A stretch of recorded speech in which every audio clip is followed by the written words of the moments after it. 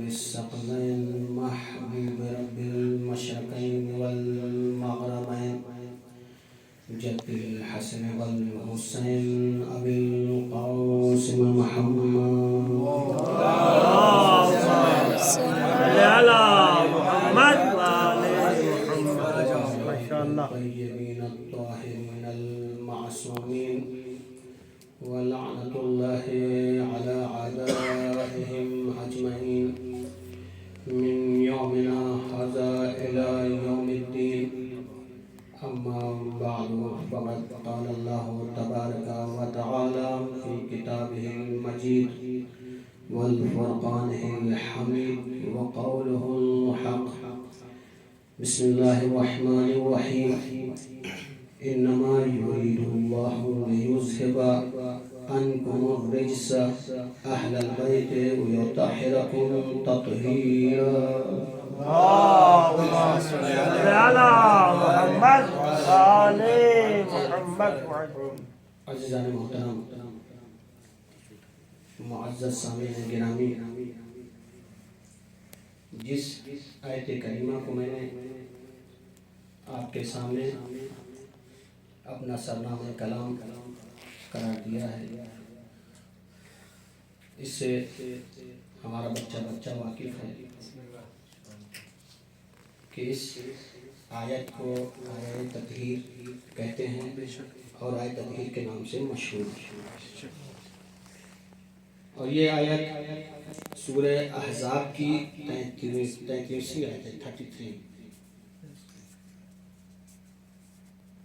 جس میں خالق کائنات، مالک کون و مکان، مالک ارض و سما، ہم سب کا مالک، اپنی پاک و پاکیزہ منزہ کتاب میں ارشاد فرما رہا ہے، انما یرید اللہ، بے شک اللہ کا ارادہ ہے، لیذھب عنکم الرجس اہل البیت، اے اہل بیت تم سے نجاست کو دور رکھنا چاہتا ہے اور پھر تمہیں پاک کرنا چاہتا ہے، پاک رکھنا چاہتا ہے، یطہرکم تطہیرا، یعنی آپ کو پاک اور پاکیزہ رکھنا چاہتا ہے جتنا پاک رکھنے کا حق ہے۔ یعنی خدا اہل بیت کو پاک کرنا یعنی رکھنا چاہتا ہے، تو جس کو خدا خود پاک رکھنا چاہے تو اسے عام ہم جیسے لوگ کیا پاک کریں گے، امتی کیا پاک کریں گے، جسے خدا پاک رکھنا چاہ رہا ہے اور رکھ رہا ہے۔ اور دیکھیں آپ سب جانتے ہیں کہ اس کی شان نزول کب ہوئی، کس مقام پہ ہوئی، کہاں ہوئی، کہ جب یہ بھی دیکھیں تمام علماء شیعہ کا اجماع ہے اس بات پر، اور بعض جو ہے اہل سنت کے مفسرین جو علماء ہیں اہل سنت کے، ان کا بھی یہ نظریہ ہے کہ یہ آیت جو ہے علی و فاطمہ، حسن اور حسین کے بارے میں نازل ہوئی ہے، ان کی شان میں نازل ہوئی ہے۔ اور مقام کہاں نازل ہوئی اس کے بارے میں یہ بھی جانتے ہیں آپ سب لوگ کہ جناب ام سلمہ کے، اس کی راوی خود جناب ام سلمہ ہے، کہ وہ بیان کرتے ہیں کہ رسول خدا ہمارے گھر تشریف لائے، حسن اور حسین بھی ہمارے گھر تشریف لائے، جناب فاطمہ زہرا اور امام علی۔ جب یہ 5 حضرات اکٹھا ہوئے ہیں تو رسول خدا نے ایک چادر جو ہے اپنے ساتھ ان چاروں پر ڈالی، اور ڈالنے کے بعد 10 سے دعا بلند کی اور کہا اللہم انا ہؤلاء اہل بیت، اے میرے پروردگار، اے میرے خدا، یہ میرے اہل بیت ہیں، انہیں پاک اور پاکیزہ منزہ بنا دے۔ تو اس وقت جبرائیل امین اس آیت کو لے کر نازل ہوئے انما یرید اللہ لیذھب عنکم الرجس اہل البیت ویطہرکم تطہیرا۔ محمد آل محمد، ماشاء اللہ۔ تو عزیزان محترم، یہاں پہ ایک سوال یہ ہے کہ خدا نے اہل بیت سے رجس کو دور رکھا، تو اب سوال یہ کہ کتنا دور رکھا؟ اکثر لوگ پڑھتے ہیں اور جانتے ہیں، طالب علم ہیں، اچھی طریقے سے جانتے ہیں اس چیز کو۔ تو یہاں سوال ہے کہ کتنا رجس کو اہل بیت سے خدا نے دور رکھا؟ تو آپ آئیں حضرت آدم سے لے کے خاتم الانبیاء تک جتنے بھی پیغمبر آئے، نبی آئے، تمام کا ایک ہی پیغام، ایک ہی نعرہ تھا، اقتربت الساعہ، قیامت کا دن قریب ہے۔ آدم آئے، انہوں نے کہا کیا؟ قیامت کا دن قریب ہے۔ نوح آئے، انہوں نے کہا قیامت کا دن قریب ہے۔ جناب ابراہیم آئے، انہوں نے کہا قیامت کا دن قریب ہے۔ جناب اسماعیل آئے، انہوں نے کہا قیامت کا دن قریب ہے۔ جناب موسیٰ آئے، انہوں نے کہا قیامت کا دن قریب ہے۔ جناب عیسیٰ آئے، انہوں نے بھی کہا کہ قیامت کا دن قریب ہے۔ یہاں تک کہ ہمارے آخری نبی حضرت محمد صلی اللہ علیہ وسلم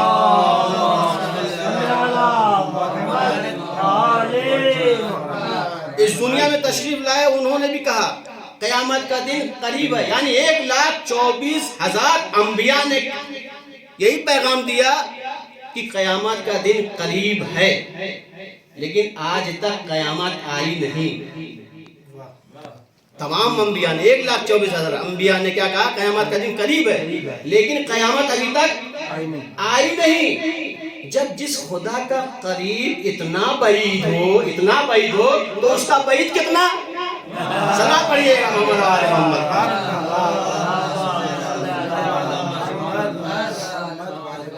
تو اس کا بعید کتنا بعید ہوگا، اس کا دور کتنا دور ہوگا، جس کا قریب اتنا بعید ہے۔ تو جب یہ پنجتن پاک چادر میں جمع ہو گئے تو اس وقت جبرائیل امین نے کہا یا رب ومن تحت الکساء، یا رب ومن تحت الکساء، اے میرے پروردگار اس چادر کے نیچے کون ہے؟ تو میں کہوں گا جبرائیل آپ جانتے نہیں، آپ جانتے نہیں کہ کون ہے؟ آپ تو خدا کی طرف سے آیتیں لے کر آتے تھے، آپ ان کے گھر میں آ کے جو ہے جھولا جھولاتے تھے، ان کے گھر میں آ کے چکیاں چلاتے تھے، آج پہچان نہیں رہے کہ کون ہے اس چادر کے نیچے؟ تو بہت سے لوگ کہتے ہیں کہ کیونکہ جب یہ الگ الگ ہوتے تھے نور تو جبرائیل پہچان لیتے تھے، لیکن آج جو ہے پانچوں نور ایک جگہ جمع ہو گیا ہے، لہٰذا جبرائیل امین کی آنکھیں چکا چوند ہو گئی ہیں، جبرائیل امین کی آنکھیں کھیرا ہو گئی ہیں، وہ پہچان نہیں پا رہی ہیں۔ تو میں کہوں گا بات تو آپ کی صحیح ہے، لیکن ہمیں یہ بتائیں آپ کہ جب خدا بند عالم نے حضرت آدم کا سجدہ فرشتوں سے کروایا تھا تو یہی 5 نور کو جو ہے پیش کیا تھا، تب تو ان کی جو ہے آنکھیں کھیرا نہیں ہوئی تھی، اور اس کے بعد جب خود جبرائیل امین اس دنیا میں آئے تھے تو انہوں نے 14 نور دیکھے تھے، اس وقت ان کی آنکھیں کھیرا نہیں ہوئی تھی، چکا چوند نہیں ہوئی تھی۔ آج کون سی بات ہے جو پوچھ رہے ہیں کہ کون ہے چادر کے نیچے؟ جبرائیل امین کہہ رہے ہیں۔ تو عزیزان محترم یہاں پر ایک جملہ ہے کہ دیکھیں جب خدا چاہتا ہے اہل بیت کے فضائل کو سننا، توجہ چاہتا ہے، جب خدا چاہتا ہے اہل بیت کے فضائل کو سننا تو فرشتوں سے کرواتا ہے، لیکن جب فرشتے چاہتے ہیں اہل بیت کے فضائل کو سننا تو پوچھتے ہیں یا رب من تحت الکساء۔ سلوات پڑھیے گا محمد و آل محمد۔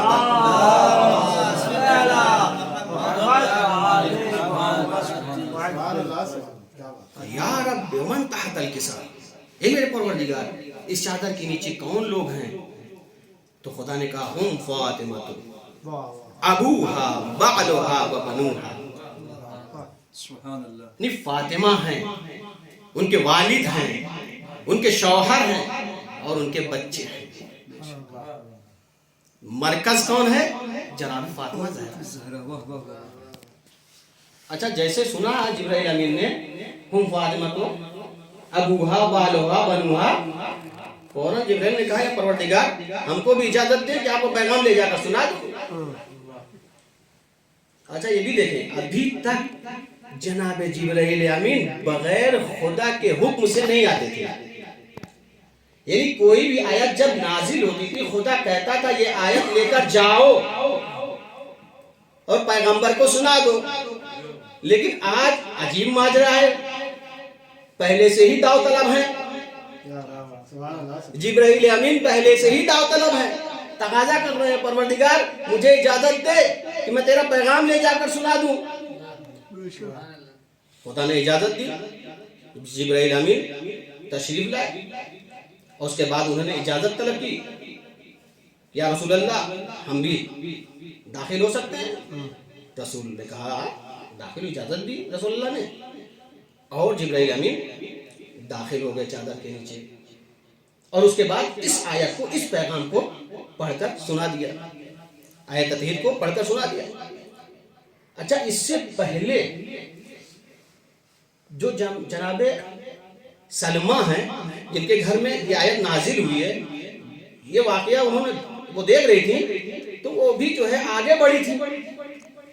جبرائیل آنے کے پیسے جب سب لوگ جمع ہو گئے تھے اس کے بعد جناب سلمہ بھی آگے بڑھی تھی اور اذن طلب کیا تھا یا رسول اللہ مجھے بھی اجازت ہے.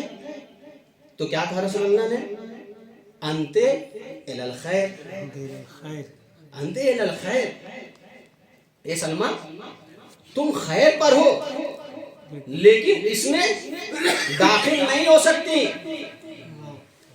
اچھا جب جبرائیل امین آئے تو داخل ہو گئے، یعنی جگہ ہو گئی. اور جب جناب سلمہ نے اجازت طلب کی تھی اس وقت جگہ نہیں تھی، انت الی الخیر کہہ دیا. کیوں؟ اس لیے کہ اس میں جو جمع ہوئے تھے معصوم جمع ہوئے تھے. یہاں معصوم ہیں، غیر معصوم کی ضرورت نہیں ہے. اچھا یہ بھی دیکھیے دوسری بات یہ ہے کہ جس کے پاس سند ہوگی وہ داخل ہوں گے، جس کے پاس سند ہوگی وہی چادر میں داخل ہوں گے، اور جس کے پاس سند نہیں ہوگی کچھ نہیں وہ داخل نہیں ہوگا. اب دیکھنا ہے ان لوگوں کے پاس کون کون سی سند ہے. تو دیکھیں رسول اللہ جو کیا ہے سید الانبیاء ہیں، حضرت علی جو سید الاولیاء ہیں، اور اس کے بعد جو ہے جناب فاطمہ الزہرا جو سیدۃ النساء العالمین ہیں، اور حسن حسین سید الشباب اہل الجنہ ہیں، اور خود جبرائیل امین کیا ہے سید الملائکہ ہیں. تو یہاں پر کہا گیا کہ معصوم کے لیے جگہ تھی، معصوم اندر. یہاں پہ سرداروں کا جو ہے تجمع تھا، جمع ہو رہے تھے، سید و سردار تھے سب کے سب، امتی کی کوئی ضرورت نہیں تھی یہاں پر. تو یہاں پر معصوم ہی جمع ہو سکتے تھے، غیر معصوم کی ضرورت نہیں تھی. صلوات پڑھیے کہ محمد والے محمد.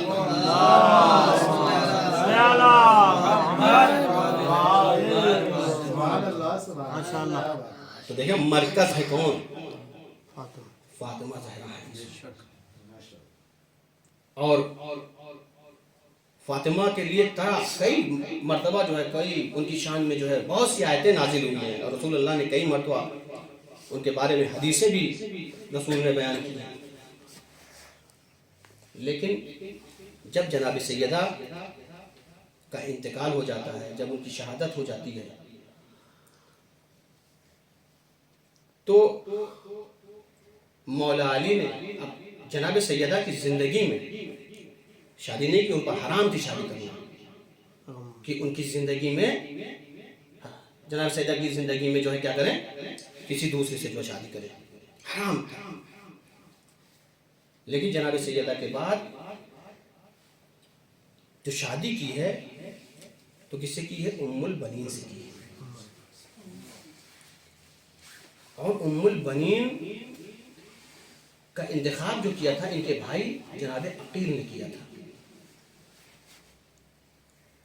خود حضرت علی کے کہنے پر کہ کسی بہادر گھر کی لڑکی کا انتخاب کرو، کیونکہ وہ نسب کے جاننے والے تھے جناب عقیل، لہذا بھائی نے بھائی سے کہا، تو لہذا جناب ام البنین کا انتخاب کیا. اور جب شادی کر کے جناب ام البنین حضرت علی کے گھر آئی ہیں، تو جیسے ہی گھر میں قدم رکھا ہے تو جناب زینب ام کلثوم اور حسن اور حسین اماں کہہ کر جو ہے خطاب کیا ہے. جیسے ہی اماں خطاب کیا ویسے ہی جناب ام البنین نے دونوں ہاتھوں کو جوڑ لیا اور کہا، شہزادوں، اے شہزادیوں، ہم ماں بن کر نہیں آئے یہاں، ہم آپ کی خادمہ بن کے آئے، ہم آپ کی کنیز بن کے آئے. یہ ہے جناب ام البنین. اور دیکھیں 21 رمضان کو جب امام علی وصیت کر رہے تھے اور وصیت کے وقت تمام بچوں کو، تمام خانوادوں کا ہاتھ جو ہے امام حسن کے ہاتھ میں رکھ رہے تھے، تو ایک مرتبہ ایک حجرے سے رونے کی آواز آئی. تو مولا نے پوچھا یہ کون رو رہا ہے؟ تو کسی نے کہا ام البنین رو رہی ہے. ام البنین کو بلایا گیا. جب ان سے رونے کا سبب پوچھا تو جناب ام البنین نے کہا، مولا آپ نے جو ہے سب کا ہاتھ مولا حسن کے ہاتھ میں دیا، لیکن عباس کا ہاتھ آپ نے مولا حسن کے ہاتھ میں نہیں دیا. بس یہ سننا تھا. میرا مولا رونے لگا. اس کے بعد صدا دی، آواز دی، حسین، بیٹا حسین ادھر آؤ، بیٹا عباس ادھر آؤ. عباس کے ہاتھ کو لیا، حسین کے ہاتھ میں دیا اور کہا، بیٹا عباس یاد رکھنا کربلا میں تم ہماری طرف سے حسین پر قربان ہو جانا. ہاں زاداروں، جب یہ قافلہ کاروان رہا ہو کر زندان شام سے چھٹ کر مدینے پہنچا ہے تو مدینے کے باہر جو ہے قافلے کو روک دیا گیا ہے. اور امام زین العابدین علیہ السلام نے بشیر سے کہا، بشیر تمہارا والد شاعر تھا، کیا تم بھی شاعری کرنا جانتے ہو، شعر کہنا جانتے ہو؟ کہا ہاں مولا میں بھی جانتا ہوں. کہا بشیر تم جاؤ مدینے میں ہمارے آنے کی خبر دے دو، ہمارے آنے کی اطلاع دے دو. بس یہ سننا تھا. بشیر مدینے میں داخل ہوا اور اس کے بعد بشیر نے کہا، یا اہل یثرب لا مقامکم بہا قد قتل حسین بکربلا الا ذبح الحسین بکربلا.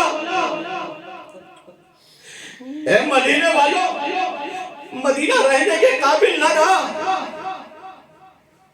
حسین ذبح کر دیے گئے، حسین قتل کر دیے گئے. بس یہ سننا تھا. مدینے کہ تمام عورتیں، مرد، بچے اپنے ہاتھ کو سر پر رکھے ہوئے روتے ہوئے اپنے گھروں سے نکلے اور آگے بشیر سے کہا، بشیر یہ کیا کہتا ہے تو؟ میرا مولا ذبح ہو گیا، میرا مولا شہید ہو گیا. بس یہ سن کر ایک مرتبہ بشیر نے جو ہے وہ کاروان جہاں پر رکا تھا اس کی طرف اشارہ کیا. اس کے بعد کسی نے کہا، اے بشیر سنبھل کر، اے بشیر سنبھل کر، دیکھو جو سامنے ایک بیوی، ایک معظمہ آ رہی ہے، جانتا ہے کون ہے وہ عباس کی ماں ام البنین ہے. ایک مرتبہ جب ام البنین بشیر کے قریب پہنچی ہے، پہنچنے کے بعد کہا، اے بشیر کیا خبر لے کر آیا ہے؟ بشیر نے جب دیکھا تو بشیر نے سوچا کہ امام حسین کی خبر، شہادت کی خبر ان کو نہ دے کر ان کے بیٹوں کی شہادت کی خبر دے دیتا ہوں. ایک مرتبہ بشیر نے کہا، عبداللہ مارے گئے، جعفر مارے گئے، عثمان مارے گئے. ایک مرتبہ یہ سننا تھا. جناب ام البنین نے کہا، اے بشیر مجھے یہ مت بتا بلکہ یہ بتا میرا مولا حسین کس حالت میں ہے؟ یہ بس سننا تھا. بشیر نے چاہا کہ عباس کی شہادت کو بیان کر دیں تاکہ حسین کی شہادت نہ بیان کرے. کہا اے معظمہ عباس شہید ہو گئے, عباس مارے گئے. ایک مرتبہ یہ سننا تھا. جناب ام المؤمنین نے کہا اے بشیر زمین اور آسمان کے درمیان جتنی بھی چیزیں ہیں وہ سب کے سب ہمارے مولا حسین پر قربان ہو جائے. تو میرے مولا کی خبر سنا, بس سننا تھا. ایک مرتبہ بشیر نے کہا اے ام المؤمنین سے کہا اے معظمہ بی بی حسین 3 دن کے بھوکے اور پیاسے کربلا کی زمین پر, تپتی ہوئی زمین پر ذبح کر دیے گئے, شہید کر دیے گئے. ہو لگے آزادہ رو, آزادہ رو. جناب ام المؤمنین کا ایک دستور تھا, وہ یہ تھا کہ وہ جنت البقیع میں جاتی تھی, جا کر 4 قبریں بناتی تھی اور ہر قبر پر اپنے بچوں کے نام لکھتی تھی. یہ جعفر کی قبر ہے, یہ عبداللہ کی قبر ہے, یہ عثمان کی قبر ہے, یہ عباس کی قبر ہے. اس قبر کو بنا کر ایک مرتبہ قبر کو مٹاتی تھی. اے عبداللہ میں تم پر نہیں رہوں گی. جعفر کی قبر کو مٹاتی تھی, اے جعفر میں تم پر نہیں رہوں گی. اے عثمان کی قبر کو مٹاتی تھی, اے عثمان میں تم پر نہیں رہوں گی. عباس کی قبر کو مٹاتی تھی, کہتی تھی عباس میں تم پر نہیں رہوں گی, اس لیے کہ تمہاری ماں بھی زندہ ہے. ایک قبر دوسری 5ویں قبر بناتی تھی, بنا کر کہتی تھی اے میرے مولا میں تم پر رہوں گی, اس لیے کہ تیری ماں نہیں ہے.